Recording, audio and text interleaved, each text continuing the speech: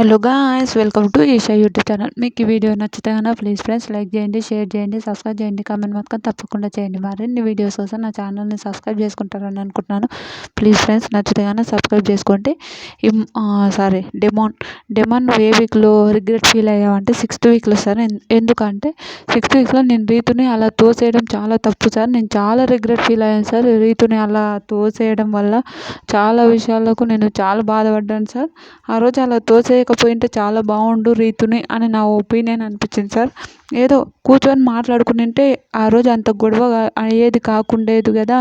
నేను ఎందుకు అంత ఓవర్గా చేశాను అని అనుకొని నేను చాలా ఫీల్ అయ్యాను సార్ అని డెమాన్ చెప్తాడు. చాలా బాగా అనిపిస్తుంది నిజంగా. డెమాన్ అందరిలో ఎవరైనా మంచోళ్ళు, ఆ ఇంట్లో ఎవరైనా మంచి మనిషి అని ఎవరంటే డెమాన్ అని చెప్పొచ్చు. అంత మంచి మనిషి నిజంగా డెమాన్. చాలా మంచోడు, చాలా చాలా చాలా చాలా మంచోడు.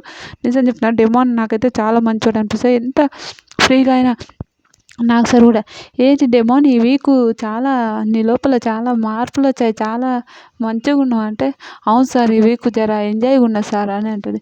ఎందుకు పవన్ అంటే రీతు పోయినందుకు అంటే, అలా అని ఏం లేదు సార్, ఏందో ఫన్ ఉన్నా అంటే వాళ్ళందరూ ఏమంటారు సార్ ఈ వీకు వాడు ఇంకా 2 అమ్మాయిలు ఎవరైనా ఉండింటే బాగుండే అని అన్నాడు అని అంటాడు.